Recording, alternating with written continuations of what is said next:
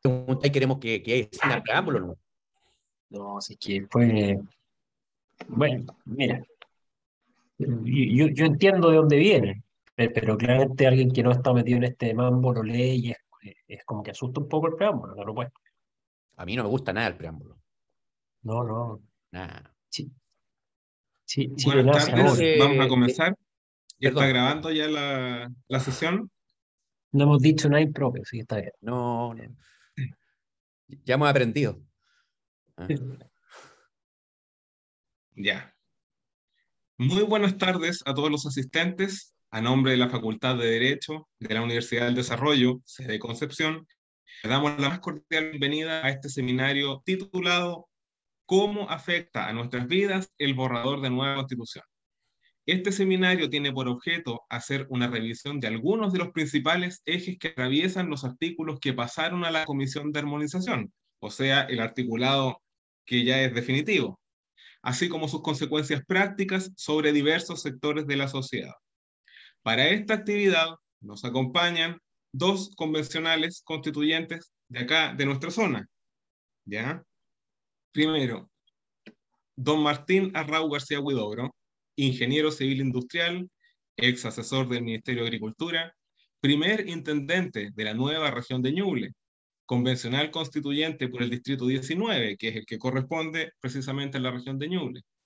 Y atención con lo que vamos a señalar a continuación, para la ronda de preguntas, por ejemplo, puede ser interesante. Él ha participado en la comisión número 2 de las actividades de la convención, que es aquella que trató los principios constitucionales, democracia, nacionalidad y ciudadanía. Y además, ahora últimamente, en la comisión de armonización.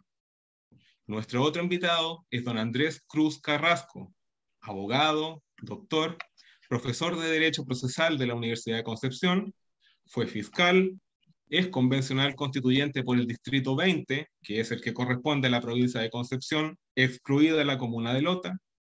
Para los mismos fines señalados, participó en la comisión número 6, que trató los sistemas de justicia, órganos autónomos de control y reforma constitucional.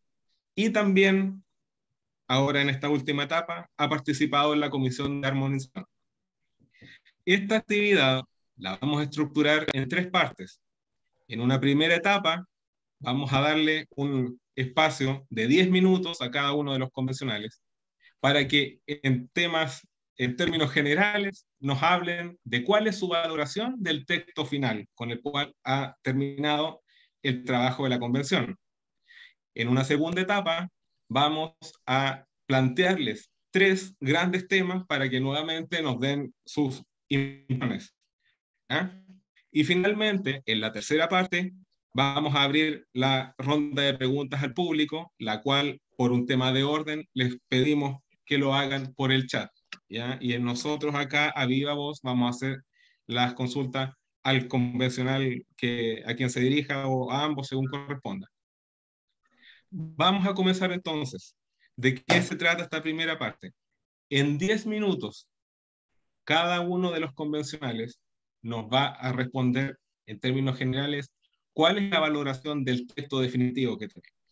Es un texto extenso, ¿ya? Sobre todo comparado con los que han sido nuestros textos constitucionales precedentes. Desde su experiencia dentro de la convención y desde también el contacto con sus respectivos distritos, su experiencia de vida, su experiencia profesional, una pregunta abierta. ¿Cuál es su valoración del texto que tenemos frente a nosotros y que se va a plebiscitar el día 4 de septiembre? Va a comenzar el convencional señor Cruz. Tiene 10 minutos. Cuando le falte un minuto para completar su tiempo, se lo voy a indicar. Convencional, le queda un minuto. Adelante, por favor, convencional Cruz. Oye, muchas gracias por la invitación y muy buenas tardes a todas y todos los que están conectados. Muchas gracias, Alejandro, en tu nombre a la Universidad del Desarrollo por el esfuerzo que ha desenvuelto, más aún cuando es la sede de Concepción, que le da un plus, a mi juicio, a la actividad. Y también un abrazo gigante a Martina Rau, con quien tuvimos que compartir las ingratitudes y también las cosas buenas que ocurrieron durante la convención constitucional. Bueno, ¿cuál es mi percepción? Mi percepción es que dentro de se ha dicho que es extensa la Constitución y eso es en parte efectivo y no tan así. Hay que recordar que con la propuesta ya no están incorporadas las leyes orgánicas constitucionales. Y al no haber leyes orgánicas constitucionales, no estaban estos brazos que permitían extender el programa de la Constitución de 1980. Muchas de las normas que constaban en las leyes orgánicas constitucionales, de hecho, se constitucionalizaron ahora para los efectos de incorporarlas al principio de supremacía constitucional. Estos ejemplos claros de normas constitucionalizadas, como ejemplo, simplemente se ven en Ministerio Público, Banco Central y en Corte Constitucional.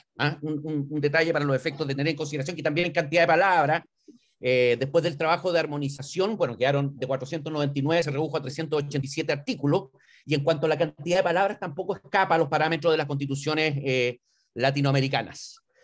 Creo que es importante hacer mención a que la propuesta parte con principios y disposiciones generales. Hay aspectos que a mí me parecen críticos, pero haciendo un balance me parece que nos abre o nos da pie para poder entrar a una dinámica democrática que es distinta a la actualmente existente. El hecho de que abramos con que Chile es un Estado social y democrático de derecho permite generar pauta en la construcción de políticas públicas hacia el futuro y dar un marco también al legislador hacia el futuro para ir determinando a través del debate democrático qué puede ser lo mejor para nosotros. No se elimina todo esto lo que se dice en relación con la dignidad del ser humano. Todas las personas nacen libres, igual en dignidad y derecho, que era el artículo 1 de la Constitución del 80, pasa ahora, creo que el cuarto o el quinto, Martín me puede corregir después, con una variación en todo caso en el lenguaje, pero se mantiene un concepto de dignidad humana que es importante destacarlo, porque Martín, no sé si le ocurrió a él, a mí me ocurrió que habían sectores que miraban con mucho desdén el concepto de dignidad humana.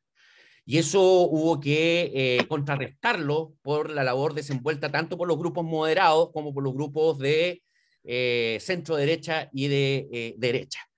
Creo que en el catálogo de derechos fundamentales han habido avances en materia de garantías también. Creo que es una oportunidad la circunstancia de establecer una tutela de derechos fundamentales que se inspiró en la tutela de derechos fundamentales laboral. Ahí está la premisa y el germen que finalmente permitió la construcción de lo que actualmente está en el capítulo de derechos fundamentales. Obviamente, cuando se trata de un capítulo destinado a naturaleza y medio ambiente, nos pone a la vanguardia en materia de constitución ecológica, sin perjuicio a que creo que van a haber problemas en la materialización de conceptos como este paso que va a haber del derecho al procesamiento a las autorizaciones en el uso del agua. Creo que por ahí podríamos tener una temática que vamos a tener que abordar o determinar cómo se recoge finalmente en la legislación, y hay un avance también significativo que tuvo apoyo transversal. Yo por lo menos lo trabajé con un sector de la derecha, que es la Agencia del Agua, que es una necesidad imperiosa en términos de poder aglutinar finalmente las distintas autoridades que actualmente inciden en un bien tan escaso como es el referido. Hay un capítulo completo que viene también a materializar una de las grandes demandas que tenía la ciudadanía, que es de participación democrática. Esta participación democrática que incluye aspectos que antes no existían, como la derogatoria popular de ley, la iniciativa popular de ley. Algo que no prosperó fue la remoción de autoridades. Ahí nosotros teníamos un cariz de poder incorporarla, lamentablemente fracasó, y esto hay que vincularlo también con reformas constitucionales en las que también existen iniciativas populares para poder dar pie a la sociedad organizada. Hay un capítulo completo dedicado a buen gobierno y función pública, para prevenir y combatir la corrupción y para mejorar y perfeccionar el modelo de gestión de gobierno, que constituye un tremendo desafío a lo que se viene hacia el futuro. Quizás uno de los capítulos más complejos, pero a la vez que tiene una tremenda oportunidad, dentro de mi perspectiva, es el que es vinculado con el Estado regional y organización territorial. En el capítulo 6, para muchos, más que un Estado regional, que es el título que lleva, ¿verdad?, el capítulo respectivo, habría un Estado en realidad de carácter comunal, que se habla de comunas autónomas. Normalmente los estados regionales, aquí hay que maneja un poco más el tema, determina que la autoridad decanta justamente en estas autonomías, como en España o en Italia, pero aquí se le da también autonomía a las comunas. Y creo que esto va a tensionar la vinculación que puede existir con la región autónoma, y un aspecto que seguramente Martín va a tocar, pero yo también tengo la inquietud, que es la autonomía territorial indígena, que tampoco quedaron bien deslizadas, creo que no hay bordes específicos, y eso podría generar una temática el día de mañana que yo creo que se puede solucionar. En cuanto a poder legislativo, creo que es una buena oportunidad la que se inicia con la conceptualización o la materialización de un bicameralismo asimétrico fuerte, luego que se perdió, menos mal, la insistencia de que existía en pos del Congreso, la Cámara del Congreso de Diputados y Diputadas, para lograr insistir en sus propuestas respecto de la Cámara de las Regiones, dejando también una Cámara de las Regiones empoderada conforme a las materias que finalmente le va a corresponder conocer. ¿Se puede perfeccionar? Sí, a mí ya me parece que el hecho de que tengamos un capítulo dedicado a poder legislativo, haciendo la distinción entre el Congreso de Diputados y Diputadas y una Cámara de las Regiones, ya a mí me llama la atención y me parece que hay algo que tenemos que abordar el día de mañana, y esto es sencillamente por la disputa política que hubo entre bicameralistas y unicameralistas.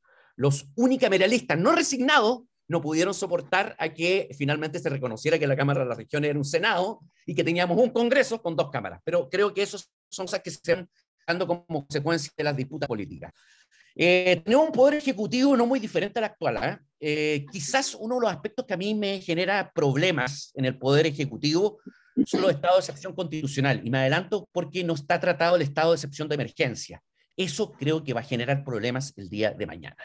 Y va a generar problemas contrario a lo que los grupos más radicalizados pretendieron imponer para eliminar el estado de emergencia, en que la autoridad y la defensa de la institucionalidad nos va a empujar hacia el estado de catástrofe, con una interpretación laxa de lo que es la calamidad pública como causal para los efectos de poder invocar un estado de emergencia. Y además tiene otra debilidad que yo creo que va a generar problemas, ojalá que no, porque los estados de excepción obviamente son excepcionales, pero cuando se requieren tienen que estar muy bien regulados. Y creo que la circunstancia que no se haya incorporado la conmoción interna dentro del estado de sitio va a generar un problema el día de mañana.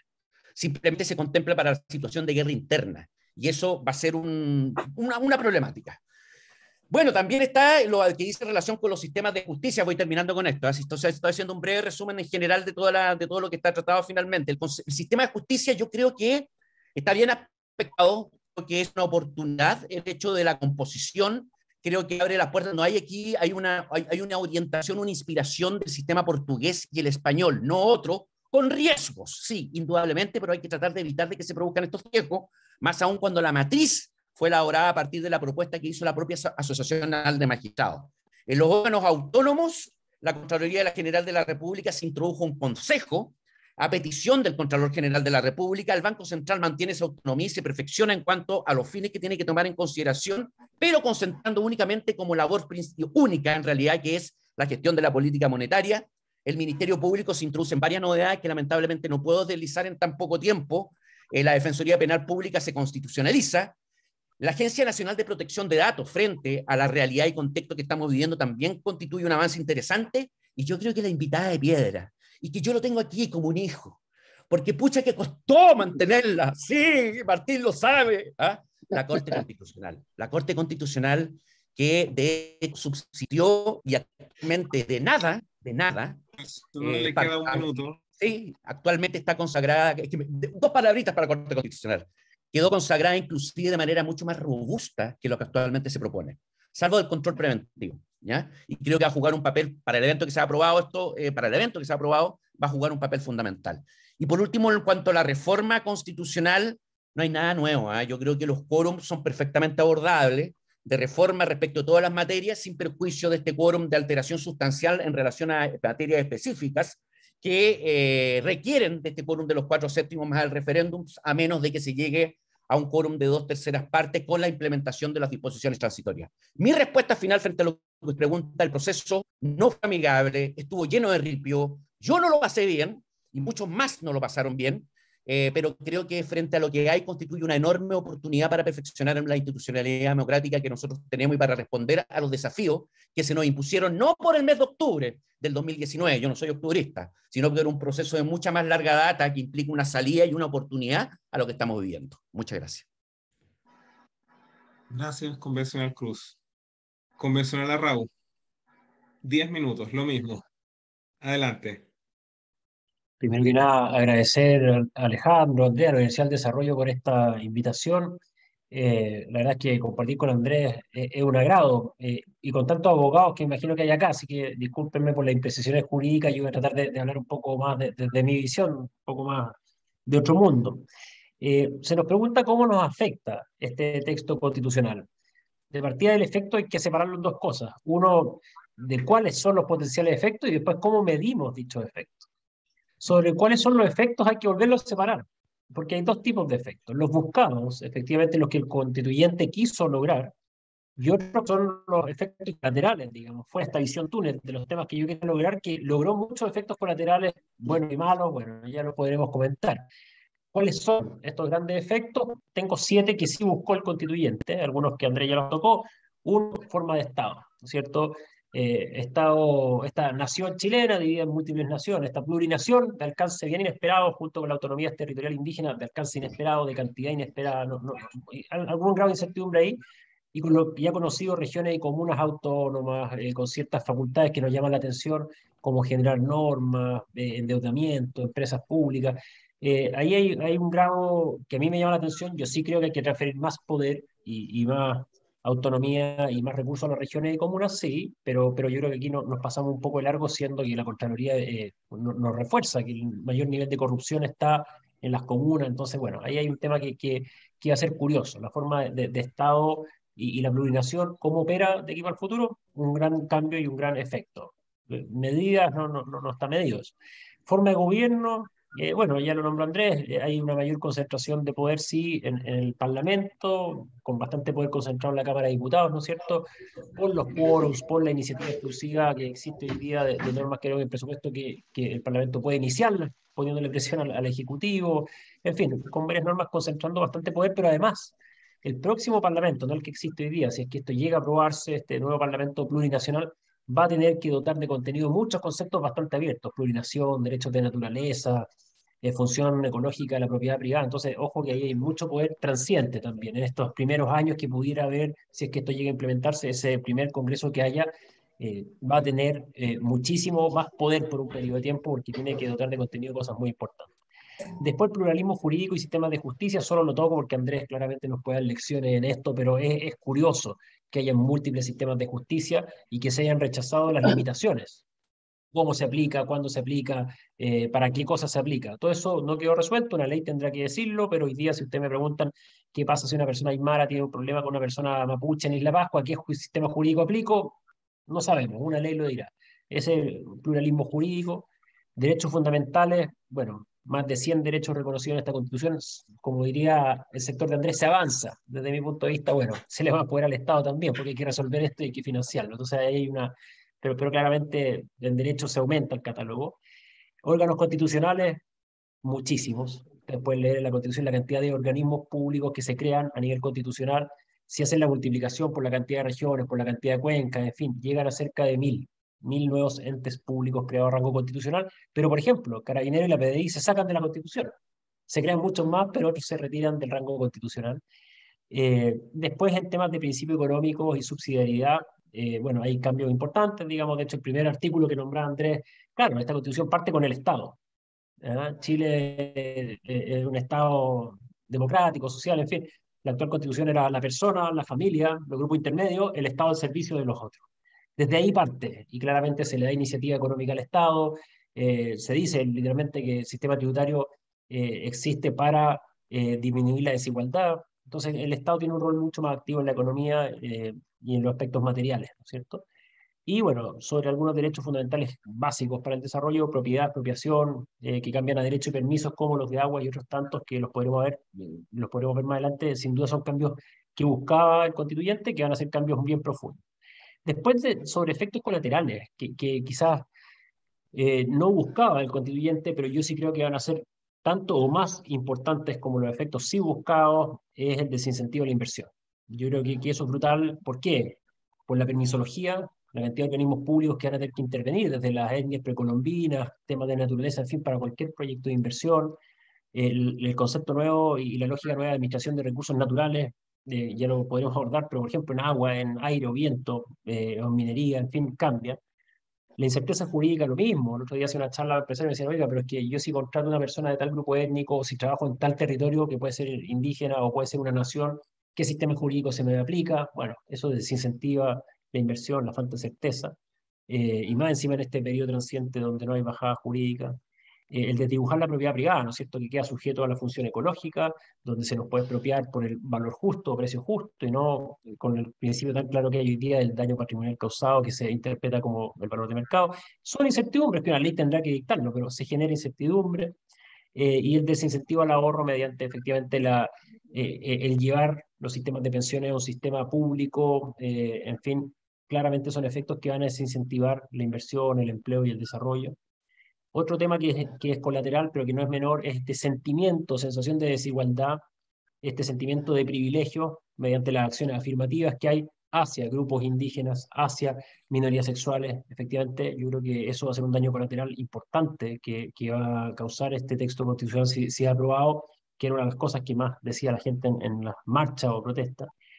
Eh, También al crecer el texto constitucional, o crecer las materias, ¿ah? Y para llevarlo al extremo, no sé, cuando se habla del cielo nocturno, en las ferias libres, de ese tipo de cosas, al meter tanto en una constitución, bueno, las cosas que son más importantes que esas pierden potencia relativa, porque uno esperaría que en los textos constitucionales o en este contrato efectivamente hay una priorización, pero estén las cosas que realmente tienen un valor mayor, bueno, se meten tantas cosas que efectivamente relativamente pierden valor muchas otras cosas. Y lo otro es que es un texto grande, que tiene cierto grado de rigidez, y curiosamente incorpora algo que no nombró Andrés, que es este reseteo constitucional, ¿no es cierto? Que está la posibilidad de rehacer la constitución mediante otra convención constitucional. Eso es curioso, junto a una constitución que desde nuestro punto de vista es bastante rígida, da inestabilidad, porque dice, oye, en Chile entonces podemos rehacer la constitución, porque está el mecanismo para rehacer una constitución desde cero. Entonces, efectivamente, eso genera un riesgo de cierta inestabilidad, y por otro lado también otro riesgo o daño colateral que vemos es el detrimento de la cohesión o identidad nacional, ¿cierto? Eh, ¿Por qué se produce todo esto? Yo veo cuatro causas del proceso que explican un poco.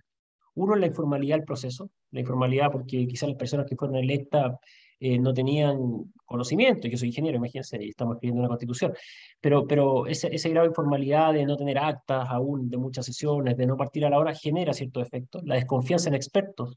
Por ejemplo, el Colegio de Ingenieros de Chile preparó informes extensos sobre ciertas materias, no fueron recibidos porque no salieron sorteados. Entonces, efectivamente, la desconfianza de expertos en este proceso, un espíritu refundacional, de que todo lo que venía de antes estaba mal, los políticos que venían de antes estaban todos mal, o sea, y un carácter identitario muy marcado. Y eso yo creo que efectivamente explica gran parte de las cosas que antes mencionaba.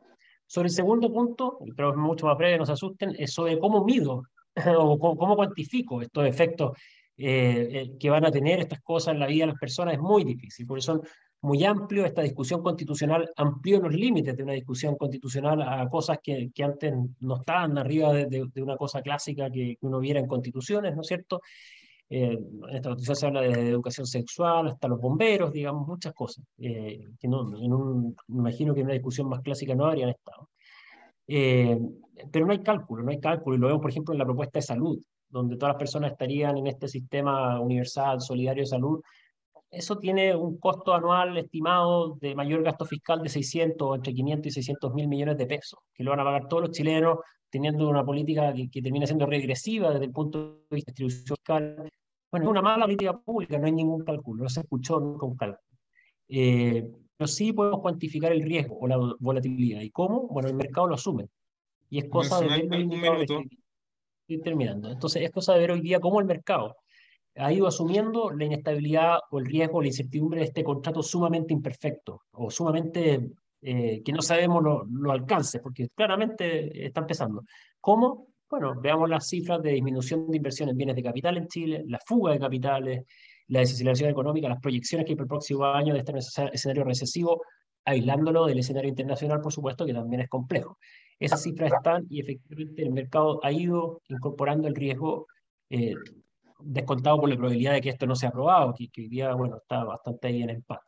Entonces, eso es un poco cómo yo veo que puede afectar nuestras vidas, pero en un escenario que cuesta identificar cuáles son esos efectos y cuantificarlos aún mucho más. Cuesta muchísimo tener esa cifra, y la verdad es que aquí no hay ningún cálculo detrás de esto. Muchas gracias.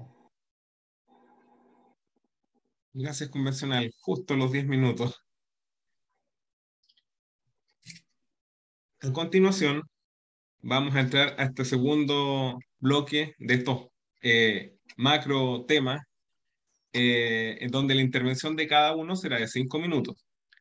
El primer tema sobre el que quisiéramos que ustedes nos compartieran sus impresiones, sus opiniones, algo ya se han referido a esto, tiene que ver con, desde su punto de vista, desde su perspectiva, desde su experiencia, desde lo que han vivido dentro de la convención. ¿Cuánto nos puede costar implementar este texto? En todo sentido, en costo económico, en oportunidades, en la real eficacia, al tener un texto grande. Mucho se discutió en su momento un texto pequeño de principios versus un texto más largo, más detallado, con un largo catálogo de derechos, con más instituciones, como también decían, con mucha política pública, bomberos, las ferias libres, cooperativas, y además en el escenario en que se nos produjo el evento constituyente de inflación, de recesión que estamos viendo. En su opinión, ¿cuál podría ser las dificultades de implementar este texto y la real eficacia, en definitiva, que es lo que nos interesa, que el texto funcione? ¿Cuál es su opinión al respecto? En 5 minutos, vamos ahora a partir por el convencional a Raúl. Por favor. No, mucho más breve que los 5 minutos, espero. La primera gran dificultad del texto, desde el punto de vista más práctico, es el financiamiento. Porque acá se ofrece dos cosas que requieren de mucho financiamiento.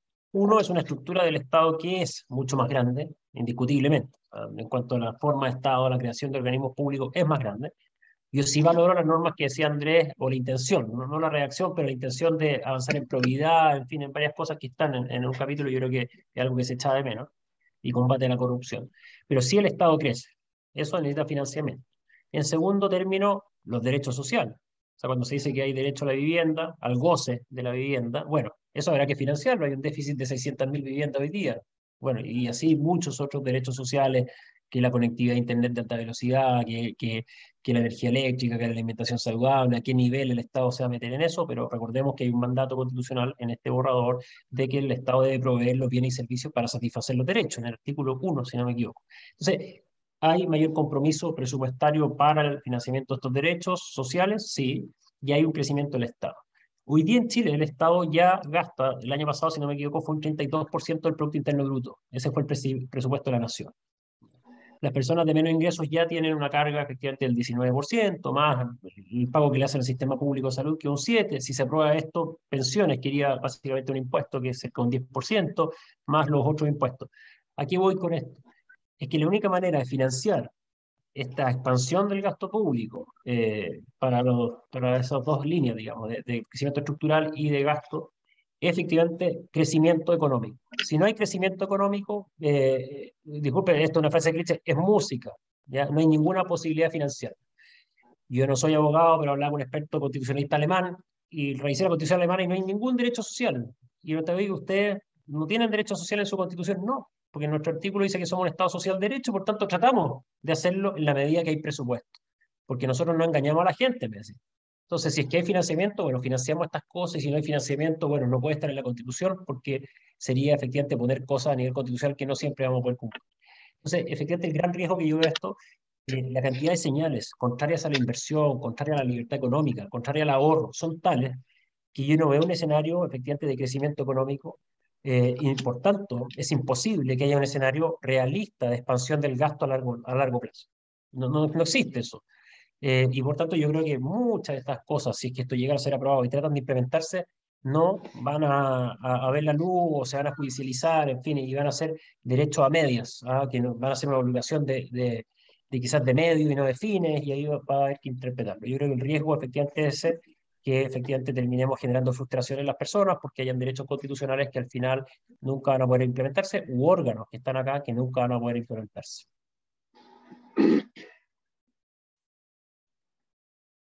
Muchas gracias, convencional Raúl.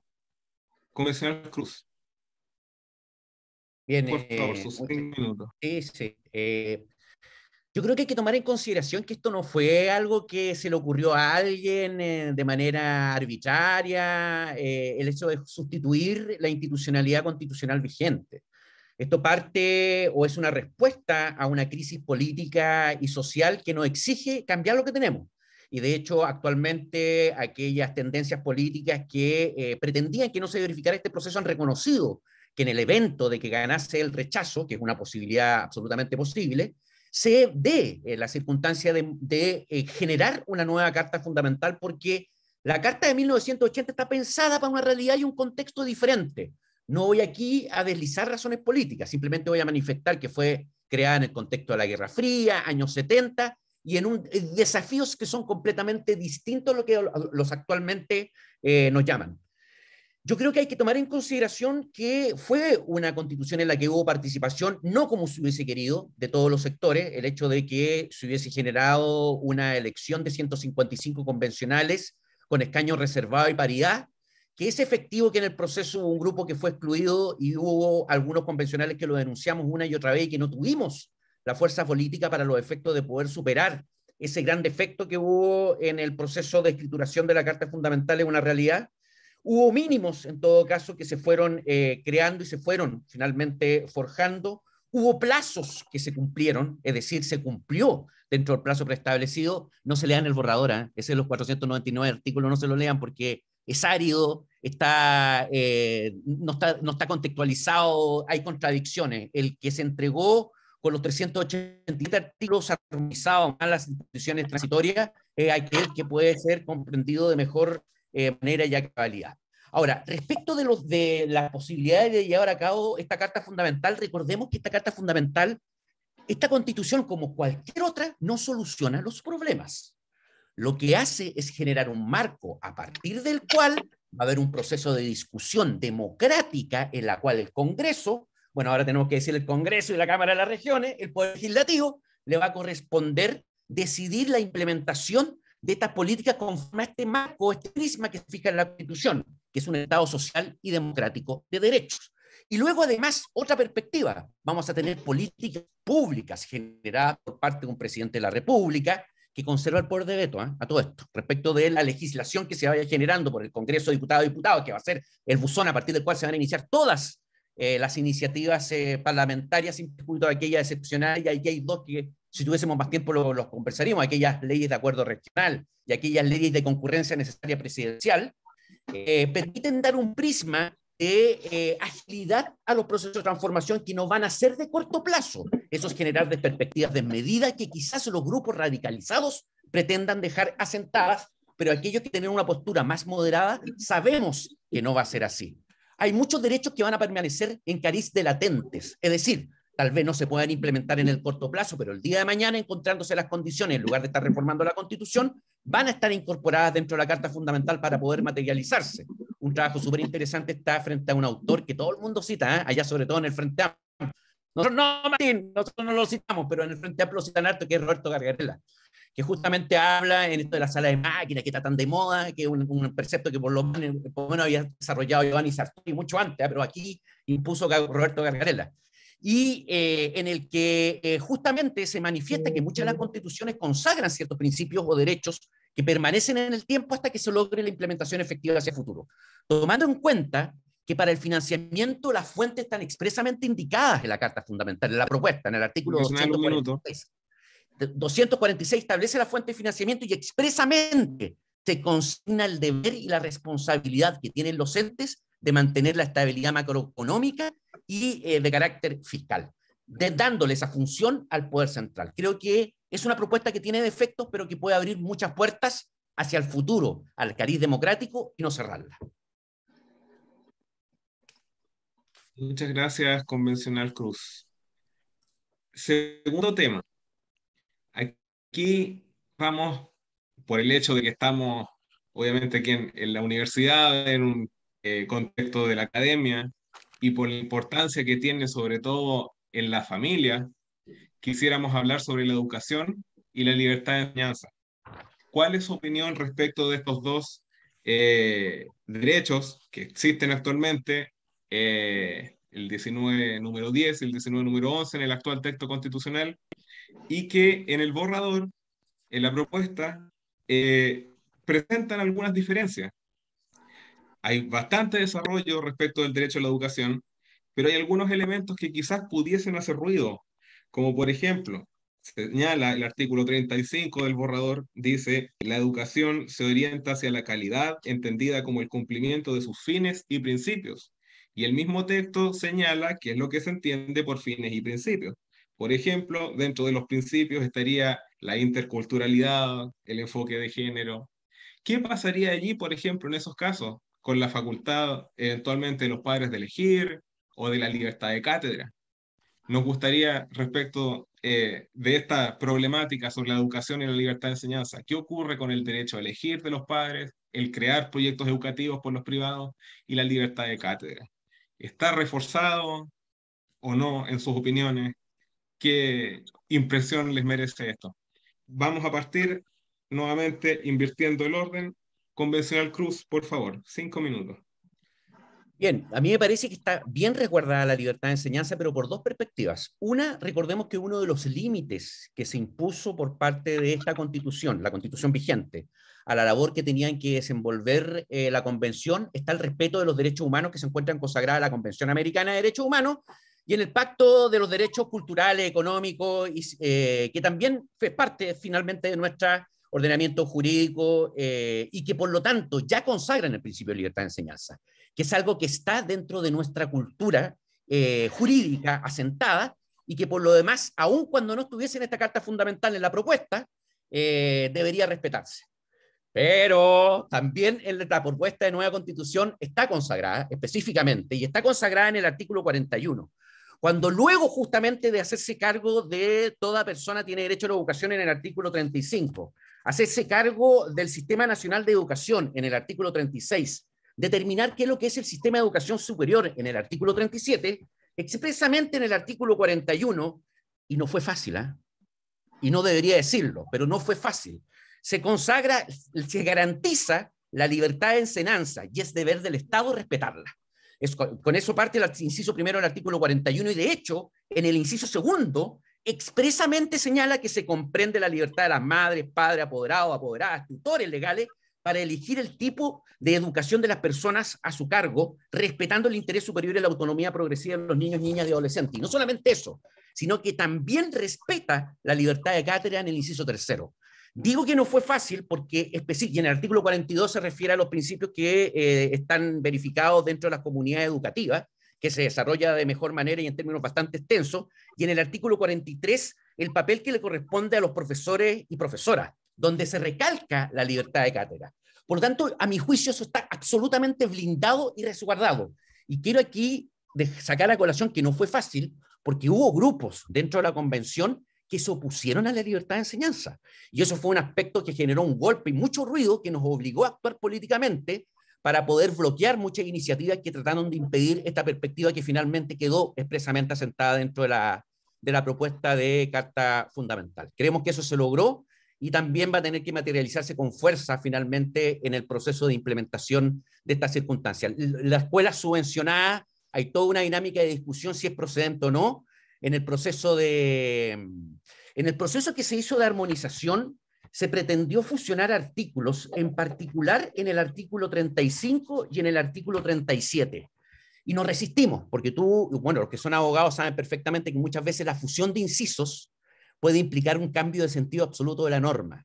Y esto estaba muy vinculado con el principio de financiamiento, por cuanto lo que querían algunos grupos era dejar determinado e enmarcado que el financiamiento único y exclusivamente iba a corresponder respecto de aquellas entidades que formaran parte del Sistema Nacional Público de Educación, del Sistema de Educación Pública, y no respecto de los otros entes, lo que también se logró superar con una de las disposiciones transitorias que se introdujo en el texto respectivo, que en estos momentos, aquí tengo como algunos le dicen el mamarracho, aquí tengo el asunteque, y específicamente se trata lo que dice relación con el financiamiento público respecto sobre todo a las universidades públicas. ¿Sí? Debo reconocer lo que está pensado en esa circunstancia que a nosotros, a un grupo importante, nos preocupó. Si me esperan un segundo. Bueno, ya lo voy a encontrar dentro de las disposiciones transitorias para manifestárselo, pero está expresamente consagrado que fue algo, el artículo 30, la 31ª disposición transitoria. En la 31ª disposición transitoria específicamente se determina que tiene que haber un financiamiento basal de las instituciones que forman parte del sistema de educación pública y el financiamiento de aquellas instituciones que cumplan con los requisitos que establezca la ley y que sean parte del Sistema Nacional de Educación, donde se comprenden los subvencionados. Eso es todo. Muchas gracias, convencional Cruz. Convencional Arrau, lo mismo, en su opinión, sobre la libertad de educación y la libertad de enseñanza. ¿Esto está reforzado? ¿Qué opinión tiene usted al respecto? Bueno, 5 muchas minutos. gracias y agradezco el tema. Yo algún tiempo en mi vida fui presidente de una fundación educacional, así que sosteníamos colegios gratuitos de una fundación que se dedicaba a ese tema. Eh, Primero que nada, decir que la libertad con apellido no es libertad, digamos. Entonces, si usted le dice que puede elegir entre todos los proyectos educativos que pueda abrir, pero cada uno de esos proyectos tiene que respetar más de 100 principios constitucionales, chuta, la libertad que se me achica, digamos. Entonces, eso es lo que dice esta Constitución, que todos los establecimientos educacionales deben regirse por los principios que están en el artículo de educación y los demás principios de esta Constitución. O sea, de partida ya decimos cómo tiene que ser la educación y por tanto estamos atentando contra fomentar una sociedad más pluralista. La idea es que haya libertad de educación. La idea es que estuviera el artículo que permitía a los padres, a cualquier chileno, a abrir y operar establecimientos educacionales. Lamentablemente eso se sacó y solo se le permite, por norma constitucional, después la ley podría decir otra cosa, a los pueblos indígenas hacerlo. ¿Ya? Pero eso es grave, digamos, por la desigualdad ante la ley, en fin. Pero bueno, se restringe esa libertad de manera importante, digamos, hay que decirlo. Acá ya no hay una libertad de elegir el proyecto educativo que sea, ¿ah? Salvo que sea contrario a la moral, la buena costumbre, la seguridad nacional. Bueno, acá no. Se dice, estos principios hay que cumplir. Eso respecto a lo macro, a la libertad. Pero después la libertad se va restringiendo en otros aspectos. Andrea hacía, ¿no es cierto?, menciona al financiamiento, que efectivamente quedó por norma constitucional solo para los establecimientos estatales. Después en una transitoria se trata de arreglar, pero bueno, no es lo mismo, porque dice que una ley lo hará. Los otros están por rango constitucional. Pero esperemos que quede, que recordemos que desde el punto de vista de la educación escolar es el 44, 46% de la matrícula, la educación particular subvencionada. Otra paréntesis que hay que hacer, hay que ver por qué refundamos o cambiamos profundamente el sistema educativo. Chile ha avanzado muchísimo. En Chile hace 20 o 30 años dedicaba el 2.2% del Producto Interno Bruto a educación. Hoy día estamos en 5.5%, muy en empate con la OECD. Todos nuestros indicadores de escolaridad, educación superior, en los quintiles más jóvenes, de jóvenes sobre 18 años, han ido alcanzando a la OECD.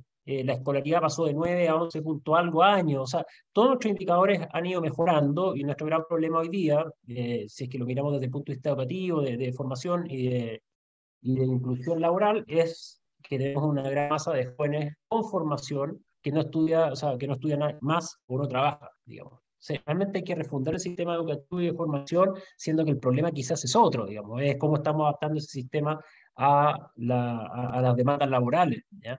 Pero bueno, acá se propone otra cosa, y lo que más me preocupa, aparte de la limitación de la libertad, que es el último punto que quiero mencionar, es cómo se alteran los incentivos. ¿Y por qué digo esto? Porque bien el incentivo, ¿cuál es? Es que usted, el Estado le cofinancie, le financie la educación en libertad. Usted puede ir a un establecimiento estatal o a uno público, yo le pago por la asistencia de ese alumno. Es decir, el alumno es el que decide a qué institución el Estado le paga o le financia, o todos los chilenos. Eso muere, ¿verdad? Acá este incentivo, este financiamiento estatal va a ser financiamiento basal, que se llama, es decir, a la institución, independiente de la cantidad de alumnos, si lo hace bien o mal. Bueno, y lo que se aprueba en el texto constitucional es que ese financiamiento va a ser para entidades estatales, ¿no es cierto? Después, en un artículo transitorio, se da un mandato legal para que se incorpore el resto, si es que tiene bien el legislador hacerlo. Entonces, efectivamente, hay un cambio de incentivo que es muy perverso, porque el incentivo ya no está a hacerlo bien, sino en hacer lobby para que el político me garantice el financiamiento, ¿ya? Además de prohibir el lucro en todas sus formas. Hoy día el lucro existe en los centros de formación técnica a nivel superior y en otras instituciones. Pueden haber colegios particulares privados con lucro. ¿Por qué impedirlo si la gente en libertad lo elige? Bueno, acá se prohíbe, se termina a prohibir el demonizado lucro, ¿no es cierto? Y así van Convencional, un cambiando algunas minuto. cosas. Un minuto. Solo para mencionar dos cosas más. Esta famosa libertad de cátedra. Bueno, podríamos tener profesores que efectivamente no estén de acuerdo con el proyecto educativo, lo cual puede ser bastante negativo, por tanto esa libertad puede ser malentendida. y lo otro es que los padres apoderados pueden tener una opinión vinculante sobre el proyecto educativo integral y por tanto podríamos tener colegios que van desfigurando su proyecto educativo si es que hay una mayoría de padres que pueden participar democráticamente en esa definición, que también es complejo. Entonces yo creo que fue escrito con buenas intenciones, pero con poca práctica quizás. Muchas gracias. Gracias, convencional Arrau. Tercer tema, sobre los derechos fundamentales y su protección. ¿Están realmente más protegidos? Aquí la pregunta se refiere a cuál sería la situación con el nuevo texto respecto, por ejemplo, del derecho a la vida, a la igualdad ante la ley, a la salud, a la propiedad, en relación, por ejemplo, al reemplazo del recurso de protección, a la eliminación del control preventivo en la formación de la ley por parte del Tribunal Constitucional y a la gran transformación que sufre el Poder Judicial con la implementación de los sistemas de justicia. Pregunta nuevamente, en su opinión, ¿los derechos fundamentales están realmente más protegidos? Convencional Arrau, por favor, 5 minutos. Miren, acá yo creo que nuevamente hay que distinguir en cantidad o calidad. Si me dice por cantidad de derechos en la Constitución, bueno, estamos mucho mejor. Si tenemos derecho al cielo nocturno, digamos, antes no lo teníamos, entonces estamos flor. Pero si hablamos por calidad de los derechos realmente importantes, porque hay unos más importantes que otros, la vida, bueno, si hoy día no hay protección a la vida, que es el primer derecho fundamental desde mi punto de vista, al no nacido, y se aprueba la interrupción del embarazo sin apellido, bueno, el derecho a la vida está menos protegido, y si a eso le sumamos la eutanasia o muerte digna, como quieran llamarle, bueno, retrocedimos en eso. Si hablamos de libertad de expresión, otro derecho fundamental, pero aquí se condena el negacionismo, que va a estar a merced, ¿no es cierto?, de la mayoría de turnos, bueno, retrocedimos en libertad de expresión. Si hablamos de propiedad privada, que es un derecho fundamental bastante básico, que se limita hoy día por la función ecológica, por la expropiación a valor justo y por otras cosas, bueno, retrocedimos en propiedad privada. Eh, entonces, a lo que voy con esto es que efectivamente yo creo que hay un retroceso, una pérdida de derechos y libertades fundamentales de las más importantes. Sí, se incorpora un catálogo bastante más amplio, eh, y desde ese punto de vista yo creo que efectivamente esta constitución en términos netos es un retroceso, porque esos derechos más fundamentales, libertades más fundamentales, son las que han permitido que los países avancen. De hecho, los países más desarrollados, muchos de ellos solo tienen un respeto mucho más avanzado a esas libertades y derechos fundamentales, más que poner un catálogo muy extenso en sus constituciones. O sea, aquí estamos copiando nuevamente un modelo de constituciones de países que no le ha ido bien. De hecho, las constituciones más mencionadas en debate constitucional son la de Bolivia y la de Ecuador, que tienen extensos catálogos de derechos, más que efectivamente tomar ejemplos de países que sí se toman muy en serio ciertos derechos fundamentales clásicos, básicos, y los defienden profundamente. Bueno, yo creo que copiamos otro modelo de poner más cantidad que calidad, y claramente no ha sido un buen ejemplo si vemos la experiencia comparada del desarrollo humano de otros países.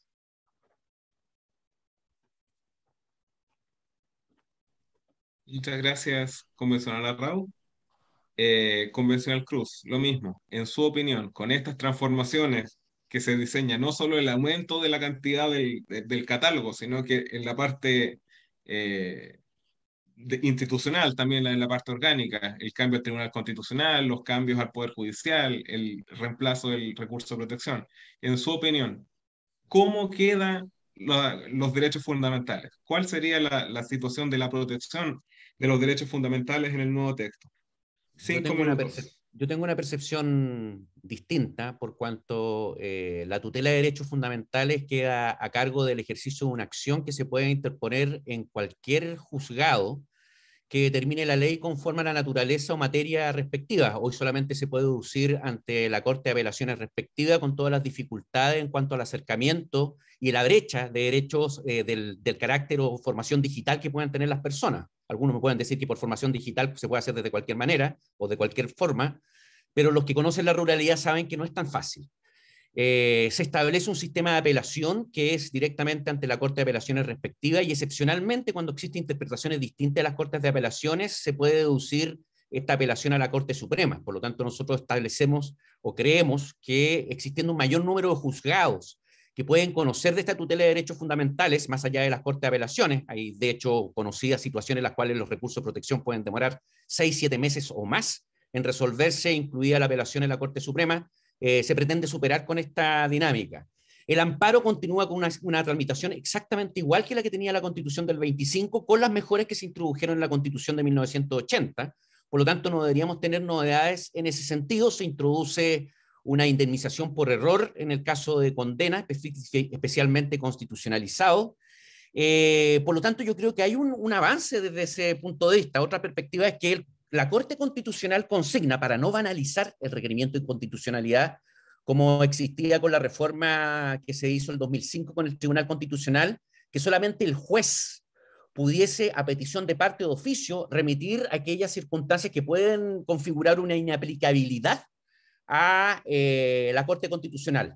Y hay acción popular de inconstitucionalidad para aquellas situaciones en las que se haya declarado más de 2 veces la inaplicabilidad o respecto de autoridades específicas, como el presidente de la República, un porcentaje de los miembros del Congreso, de la Cámara de las Regiones o de las asambleas regionales en relación a determinados tópicos que sin estas 2 inaplicabilidades pueden estimarse inconstitucionales, logrando verificar de manera mucho más enmarcada dentro de lo que es la represión e interpretación y dentro de lo que son los principios de deferencia al legislador y de interpretación conforme, la función que le corresponde ejercer a la Corte Constitucional. Ahora, en relación a los cargos, el Consejo de la Justicia es de inspiración y es una aspiración que los propios ministros de la Corte Suprema manifestaron en las exposiciones que hicieron en la comisión respectiva.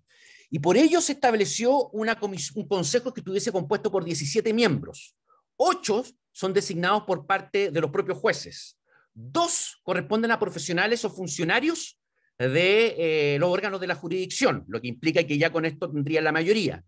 Luego 2 pertenecen a escaños reservados y 5 tienen un cariz político con la idoneidad técnica que es exigible, nombrados por parte del Congreso de Diputados y Diputados y por parte de la Cámara de las Regiones, con una duración de 4 años en el ejercicio de su labor y que tienen a su cargo la labor administrativa, de manera tal de que el ejercicio de la función jurisdiccional, sin la diferenciación jerárquica, sino que netamente funcional, queda establecido en el escalón. Corte Suprema serían los unificadores de jurisprudencia.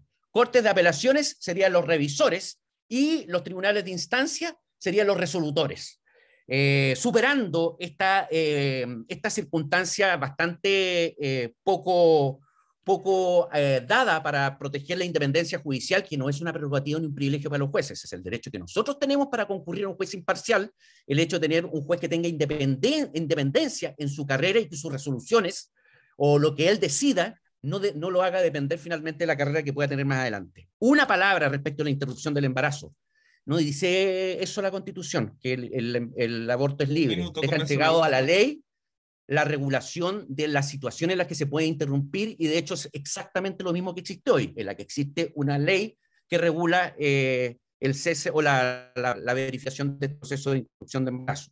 Y se protege la libertad de expresión, y de hecho las menciones o aquella regulación que pretendía establecer negacionismo no pasaron, no fueron aprobadas en el Pleno. En los 2/3 funcionaron bien.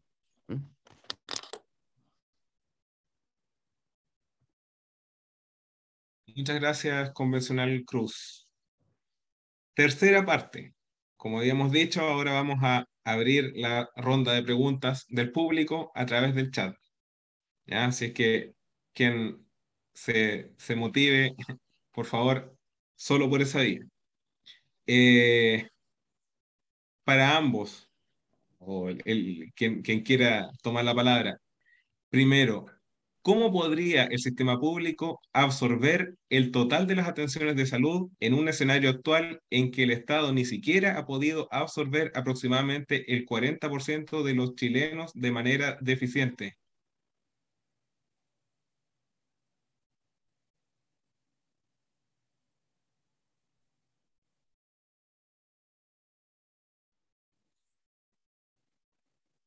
Si queréis, punto yo, digamos. Está con el micrófono silenciado, Andrea.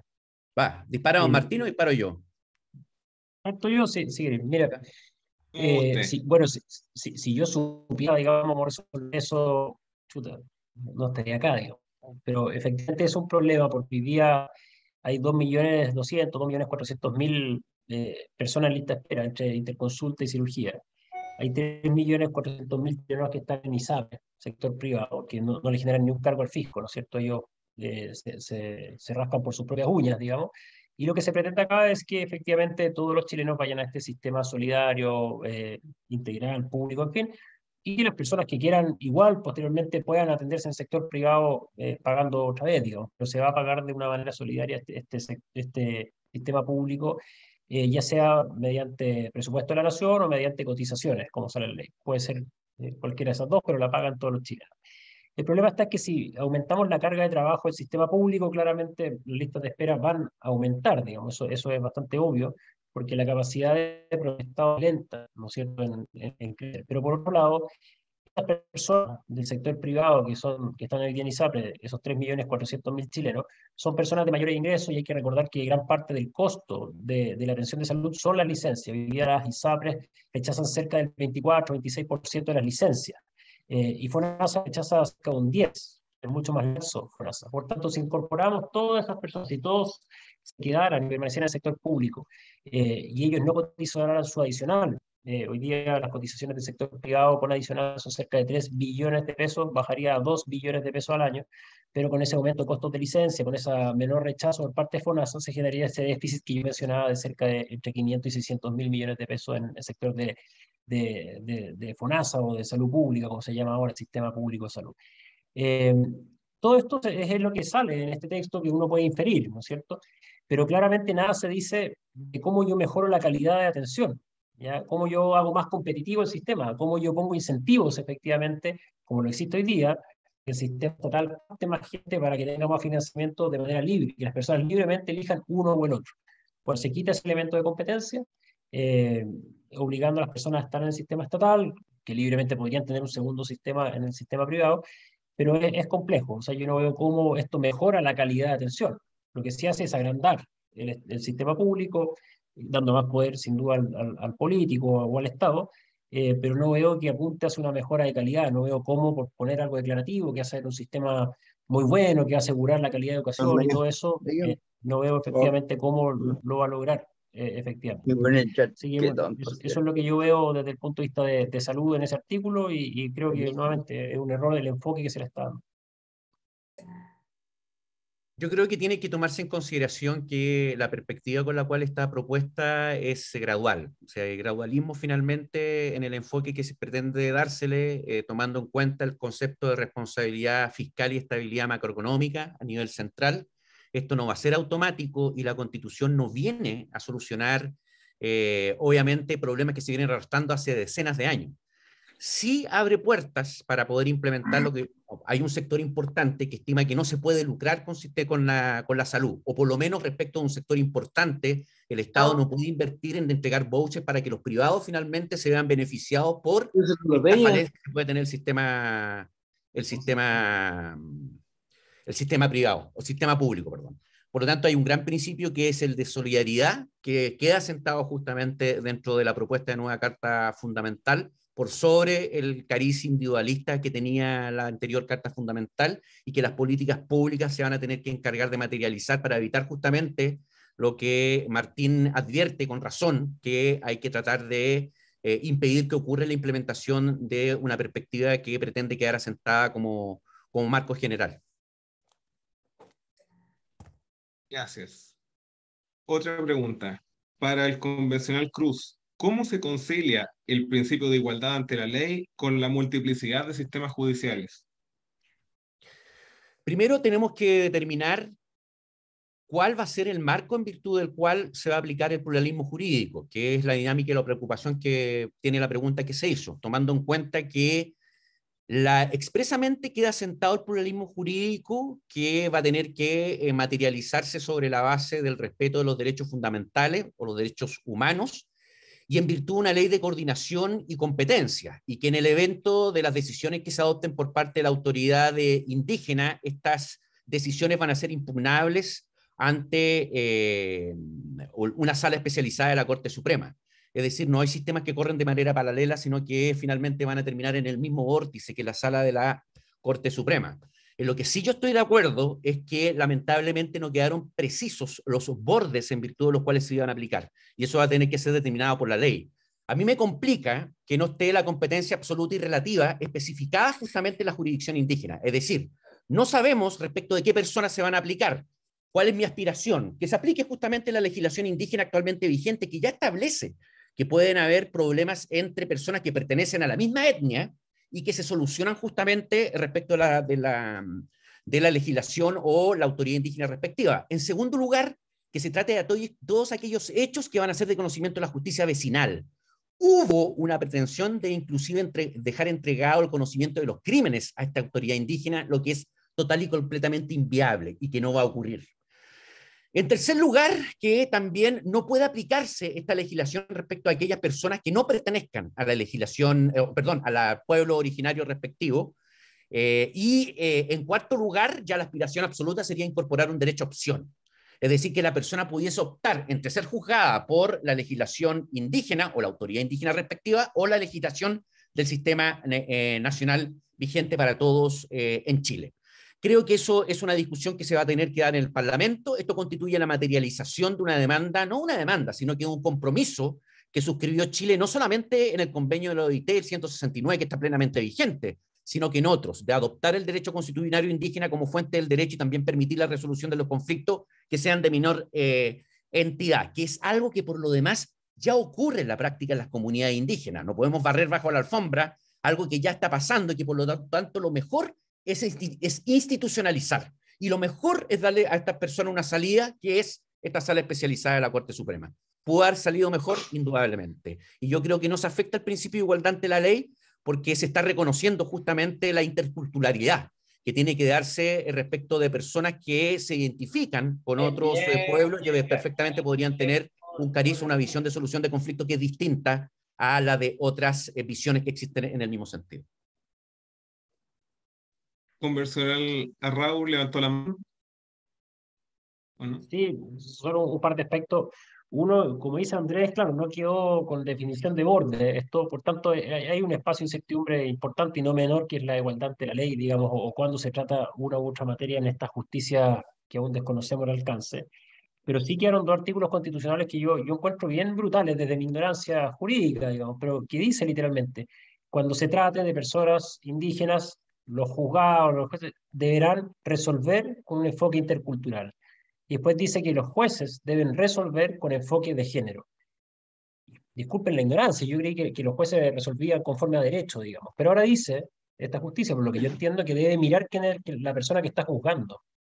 Debe mirar si es que es indígena, si es que es hombre, mujer o si pertenece a alguna minoría sexual y resolver con enfoque de género o enfoque intercultural.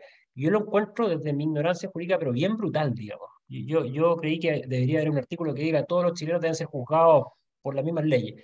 Yo sé que en Isla Pascua hay leyes específicas y entramos en todo el tema indígena y uno lo entiende para cierto nivel de cosas, ¿no es cierto? Y los pueblos aymaras en el tema de agua se autodeterminan ellos y lo resuelven, pero a nivel constitucional a mí me choca y las charlas que uno hace también, a la gente en general lo entiende como, chuta, ya no somos todos tan iguales, y es bien complejo, más encima con esta indeterminación tan amplia que igual rechazarse todos los límites que se le querían poner a esta pluralismo jurídico que se le llama.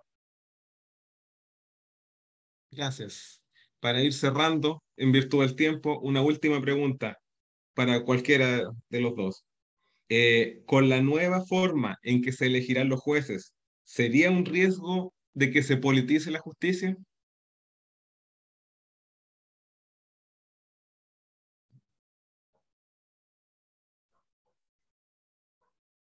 Dale, Andrés, tú eres el experto en estas cosas. No, es que, mira, yo creo que no hay más riesgo que el que actualmente existe. O sea, aquí hay realidades en las que nosotros hemos vivido. Ustedes saben perfectamente que cuando se trata de los jueces de instancia, muy en breves palabras son nombrados en virtud de una terna que desarrolla la Corte de Apelación y finalmente el ministro de Justicia, en un proceso bien oscuro, que no se sabe muy bien cómo opera, designa al juez respectivo. Los ministros de la Corte de Apelaciones son ternas de los ministros que elabora la Corte Suprema, también la misma designación ante el ministro de Justicia. Y los ministros de la Corte Suprema, vaya sí que han habido inconvenientes respecto de personas que, dependiendo del turno del presidente o de la coalición gobernante, un día tienen todas las atribuciones y otro día no tienen ninguna atribución. Y aquí yo quiero sacar a colación a una persona que pertenece a un signo político completamente distinto que el mío, pero que debería estar en la Corte Suprema y que no lo es por razones políticas: Emilio Pfeiffer. Emilio Pfeiffer, que es justamente un hombre de derecha, pero que ha demostrado tener el cariz y la perspectiva para poder formar y la idoneidad para formar parte de la Corte Suprema y que no quedó por razones netamente políticas. Y así como existen personas de signo determinado que en una votación no obtuvo el número de votos para integrar la quina, que finalmente era decidida, se elegía por parte del presidente de la República y después la ratificación del Senado de los 2 tercios, y en otra oportunidad, una votación siguiente, porque tocaba el turno dentro del, justamente esto de que te corresponde a ti y ahora a mí el nombramiento, existe un nombramiento político diferente. Eso existe actualmente y por lo tanto no podemos seguir con este modelo. La anomalía es lo que hay. No normalicemos la anomalía. Por lo tanto, la propuesta del Consejo de la Justicia obviamente que implica un riesgo de politización y existe y se da. En Argentina es brutal lo que existió, en Perú es brutal la experiencia que se da también frente a la misma dinámica. Nosotros, frente a esas experiencias, tenemos que adoptar finalmente los resguardos para que eso no pase. Y de ahí que cuando se consignó el número de jueces, no se determinó que fuera la mayoría. ¿Por qué? Porque corríamos el riesgo de gremializarlo y determinar que justamente los jueces dominaran sin tomar en consideración las otras posiciones que pudiesen tener aquellos que tienen representación política dentro del proceso de designación y carrera funcionaria y evaluación de los magistrados. Yo tengo la perspectiva de que es un avance que tiene riesgos y hay que estar atentos. No es la panacea, pero vaya que es brutalmente mejor a lo que actualmente ya existe. A todo esto, para cerrar, el pluralismo jurídico no es autoejecutable. Mientras no exista esta ley de coordinación y competencia, no puede materializarse el pluralismo jurídico. Y el enfoque intercultural y de género, Martín, conversemos en otra oportunidad. Creo que da para mucho. Creo que no es que los jueces fallen sobre esa legislación. Es el trato que se tiene que dar tomando en consideración las circunstancias que tengamos una mujer, por ejemplo, maltratada por violencia intrafamiliar y por circunstancias afectivas que muchas veces lo hacen depender del sujeto. Eso es la violencia, eso es la perspectiva de género. Eso nomás. Ahí me quedo. ¿Convencional a Raúl? Sí, adhiero a muchas de las cosas que dice Andrés, digamos, la corrupción en Chile ha avanzado muchísimo, incluso hemos visto casos de este tipo de cosas, de cómo se mezcla el poder legislativo y judicial, no solamente en el nombramiento de jueces, cómo corren ahí las influencias. Me llama la atención, sí, de este Consejo de la Justicia, que también hay una proporción que la nombran los pueblos indígenas. Nuevamente con esta suerte de privilegio, ellos nacieron con esa carga genética, no sé, con esa descripción genotípica, bueno, y tienen entonces derecho a elegir una fracción de los miembros del Consejo de la Justicia. Cosa rarísima, ¿no es cierto? Aparte del Parlamento, que a mí me gustaba más la vuelta que intervinieran todos los poderes del Estado, pero en fin, y yo creo que lo que hay hoy día tampoco es perfecto, pero sí, viendo otro tema, creo que efectivamente habría que avanzar más fuertemente en normas anticorrupción. Yo creo que nos falta ser más punitivo contra la corrupción, porque si no en Chile a mí me ha tocado ver en muchos ámbitos cómo este cáncer, digamos, a veces episodios de narcotráfico y otro, de crimen organizado se han ido tomando los poderes del Estado en términos generales. Entonces yo creo que no fuimos suficientemente osados en proponer un organismo que estuviera más blindado y que hubiera efectivamente más independencia para el nombramiento. Pero bueno, efectivamente lo que hay no es perfecto y lo que se propone tampoco es perfecto. Eh, sobre esto de enfoque de género, el enfoque multicultural, es súper difícil saber lo que es, pero lo que sí es claro que dice que hay que resolver en ese enfoque. Pero claramente es de estos conceptos vacíos que el pluriparlamento, el parlamento que haya después va a tener que dotar de contenido. Y por eso yo decía que efectivamente va a tener muchísimo poder transiente ese parlamento que haya en los próximos 10 años, porque muchos de estos conceptos naturaleza, disculpen que salga el tema. ¿Qué es la naturaleza? Si le damos derechos, ¿qué es? ¿Un protozoo, la estratosfera? Bueno, ¿qué es? Definirla. ¿Qué derechos le doy? Entonces va a haber unas discusiones muy interesantes para los abogados y para los legisladores por mucho tiempo y de mucho poder, porque la implicancia y efectos de eso van a ser muy grandes, para no ser fatalistas, ni bueno ni malo, pero enormes por lo menos. Perfecto, muchas gracias. Con esto vamos a cerrar la actividad en beneficio del tiempo. Como Facultad de Derecho de la Universidad Sede Concepción, agradecemos la participación de ambos convencionales, don Andrés Cruz y don Martín Arrau, y agradecemos obviamente a todos los asistentes su participación en esta actividad. Muchas gracias. Muchas gracias a la Universidad del Desarrollo, Alejandro, y muchas gracias, Martín. Ya nos veremos. Ya Sí, nos no, veremos muchas gracias por la y nos daremos invitación un y abrazo. muchas gracias Andrés. La verdad es que si todos los constituyentes de otro sector al que yo no pertenezco fuera así, bueno, habría sido muy agradable esta discusión. Así que un agrado, Andrés, siempre Faltó, hay, pese a las diferencias, la altura de faltó mira ahí, para Martín. las No, de cosas. ahí estoy consciente de eso y pucha, ya, bueno. Sí. Será para otro seminario, para que conversemos ya eso después. Ahí hacemos, Vale, sí, ahí vamos a pasar las penas otro día. ya, vale. Chao, Chao, que estén chao. bien. Chao.